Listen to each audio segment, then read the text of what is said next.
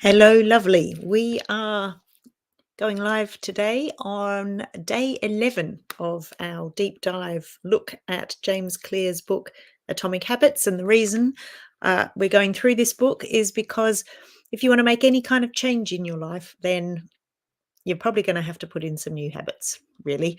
And a lot of the work that I do is around supporting you to make the changes that you want to make. But there's so many ways that we sabotage ourselves and drag ourselves back. And one of them is not being able to put some really healthy, good habits in place that are going to support that change. And I say that as someone who battles all of that myself as well. And trying to keep those habits going. Any tricks that we can learn to help us do that, then that's a good thing. So day 11, which is actually chapter 10 of the book, because we did one chapter that we had two sessions on. And this chapter is all about finding and fixing the causes of those bad habits that we might have and how we can use that information to help us with some good habits. So just to tell you a story to start with is that I do lots of leadership and management training. And one of the exercises that we do is I ask the people in the workshop to think about what are some of the things that we worry about at work, and relate that to the kind of things that a chimp would worry about, and to be able to see the correlation between those things. So chimps often weren't thinking about reproducing, territory, getting food, hierarchy, all things that are part of the chimp world. And when you look at the human world in the office, those things all come up. People worry about territory, who's in working in certain areas of the business that they feel they should be working in, or even in the office, like who's taken over my desk. You learn things about connecting and bonding with other people. That's all part of the office politics, achieving status and prestige. All of these things, there is a real correlation between the animal world and our world. And that is because we as humans have these desires that we need to fulfill that we've had forever. Achieving status and prestige, connecting, bonding with others, reducing uncertainty, finding love, reproducing, territory, all of those things. And interestingly, if you look at most products that are put out there in the world, they aim to satisfy one of those basic needs. So, Tinder is there for finding love. Social media, all about connecting and bonding with others, and also probably about prestige and trying to look good for others. So we've got to understand that that's how we're driven, right? So our habits that we put in place are often just kind of modern day solutions that we're trying to use to fulfill those desires. But often the habits that we do are not actually that good for us.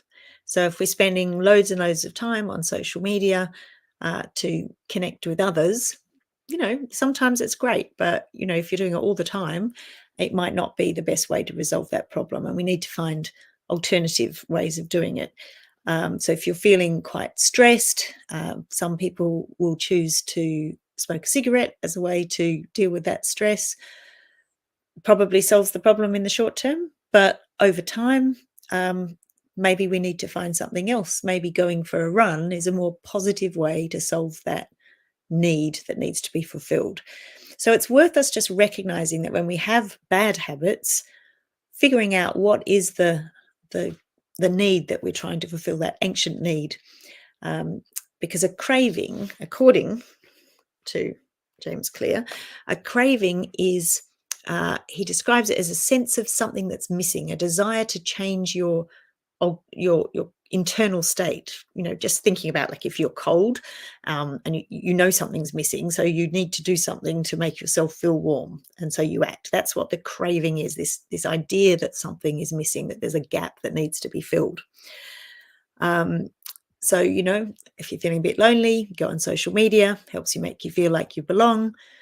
If you find that craving is fulfilled by that, then you learn to predict that checking social media will help you feel loved, this whole cycle that we go in.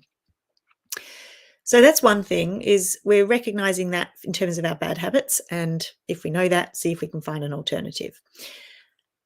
But also we can look at that in terms of positive habits. If we know that associating habits with positive feelings makes that habit more attractive, well, how can we use that to our advantage?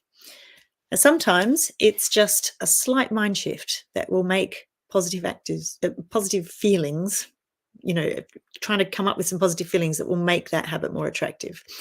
So, for example, one of the key things is just the language that we used around it. So instead of thinking, oh, I have to go for a run, if you can change the language to I get to go to a run. So instead of every time you see yourself saying I have to, if you can try saying I get to, see if that creates a little positive shift in your mind around that.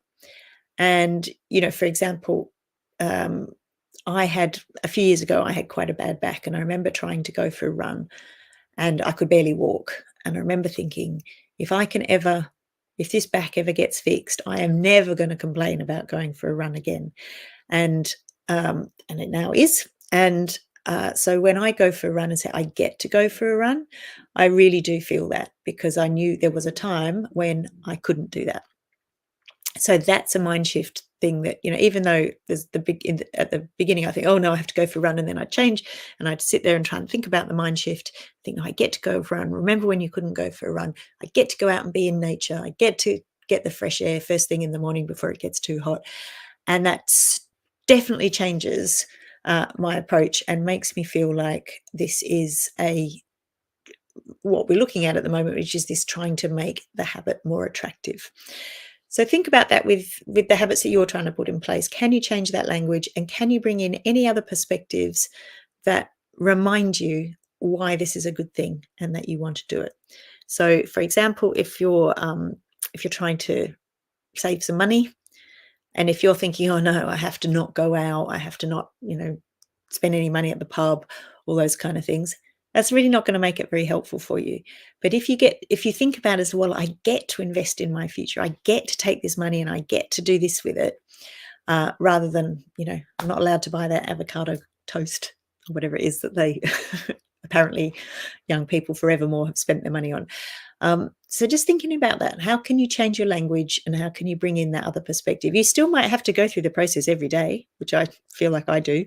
Hopefully, eventually that thinking will be more of a habit, but it can help make that habit a little bit more attractive for you. And of course, the other trick that we often talk about is finding some sort of ritual that helps you almost anticipate it. So one that I've used is when I'm trying to focus and work, I will put headphones on, noise cancelling headphones. Often I'm not listening to anything, almost always I'm not listening to anything, but that ritual of putting the headphones on kind of focuses me, cuts out some of the noise, and makes me feel like I can get on and concentrate on that bit of work that I'm going to do. You might prefer to have music, but sometimes the headphones. The other advantage of doing that is if there's anyone else in the office or the house or wherever you are sees you've got your headphones on, if they know that means you're focusing and concentrating, hopefully they won't interrupt you with whatever else is going on for them. All right, so that's kind of a summary of chapter 10. Still quite a bit more to go, so lots more tips. But those are a few of the practical ideas of how I've used that. Maybe you can find some ways that will help you figure out how you can reframe things to make them more attractive, and consider about doing those more positive habits to fulfill those basic human needs and desires and cravings that we have. All right, have a lovely day, and I will speak with you tomorrow.